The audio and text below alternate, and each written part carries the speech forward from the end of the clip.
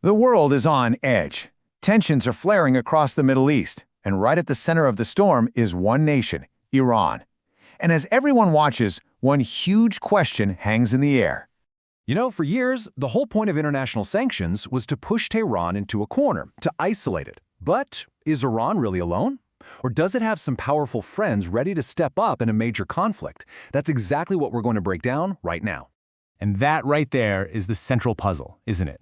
On one hand, you have a country that's been hammered by sanctions, facing enormous economic and political pressure. But on the other hand, it's a nation that has spent decades building this incredibly deep and complex network of allies, allowing it to project power all across the region. Okay, so to really get a handle on who supports Iran, you've got to understand the world they're living in.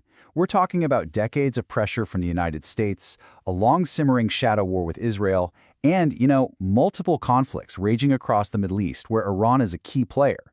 This whole context just makes the question of its alliances more urgent than ever. All right, let's kick things off with the global heavyweights. On the world stage, who really has Iran's back? Well, the answer points to two major powers who both have a shared interest in, let's say, challenging the way the world works right now. First on the list, Russia. And look, this isn't some casual friendship. We're talking about a strategic partnership that's getting deeper by the day, and it's become incredibly important for both of them. And this isn't just a bunch of talk behind closed doors. This is real, tangible military collaboration. We've seen Iran supply Russia with literally thousands of drones for its war in Ukraine. And what does Iran get out of it? Well, they're hoping to get their hands on advanced Russian military tech, like modern fighter jets. It's a partnership that's really held together by their shared rivalry with the West. And that really gets to the heart of their alliance. For both Moscow and Tehran, standing together is a strategic move.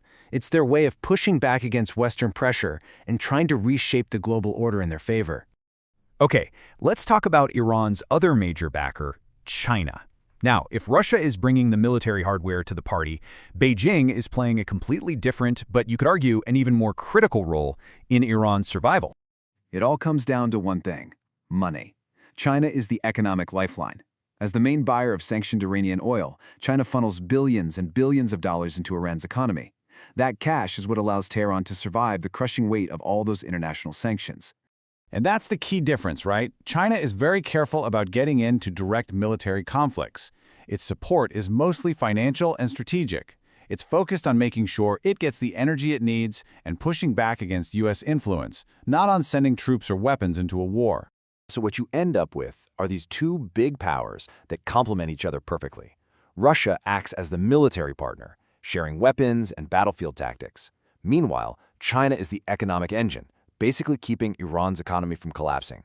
Together, they create this powerful shield against Western pressure.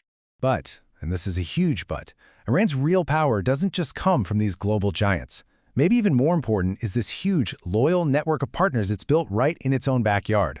You've probably heard it called the axis of resistance. So what is this axis exactly? Well, think of it as an alliance of governments and really powerful militant groups. They're all funded, trained, and armed by Iran, to different extents. And their shared goal is pretty simple: to fight against the influence of the US and Israel in the Middle East.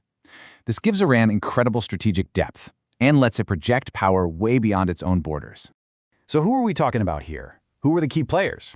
First up, Hezbollah in Lebanon, often called Iran's crown jewel. It's a political party with an army that's actually more powerful than the official Lebanese army.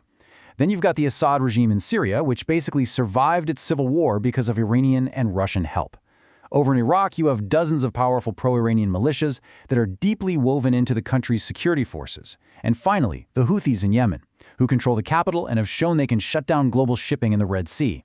I really want to stress this. This is not just a collection of small-time groups. We are talking about a seriously formidable regional force. So, when you step back and look at the whole picture, you've got the global support from Russia and China, and then you add in this powerful regional network, things start to make a lot more sense. The strategy is all about creating this web of influence that is just really difficult to untangle. Which, of course, brings us all the way back to the question we started with. Looking at all this evidence, can we honestly say Iran is isolated from the rest of the world? And the answer, when you look at all this, has to be a pretty clear no. Sure, it's sanctioned by the West economically and diplomatically. But within its own sphere of influence, Iran is anything but isolated. Through its allies and proxies, It can influence events in Lebanon, Syria, Iraq, and Yemen, and that poses a constant challenge to its enemies. And that leads us to the final and honestly the most critical point of all. What does this all mean if these tensions finally boil over into a full-blown war? Well, the consequences could be absolutely catastrophic. You see, a bigger war here wouldn't just be Iran versus Israel or Iran versus the US. That whole network Iran has built would almost certainly get activated, kicking off a regional war fought on multiple fronts. The domino effect would be absolutely devastating, not just for the Middle East, but for the entire global economy, through massive disruptions to oil supplies and trade routes. So look, it's pretty clear Iran is not going it alone. It has a military partner in Russia, an economic lifeline from China, and basically an army of regional proxies ready to go. The real question, the one that probably keeps strategists up at night, isn't if Iran has friends, it's just how far those friends are willing to go when things really kick off.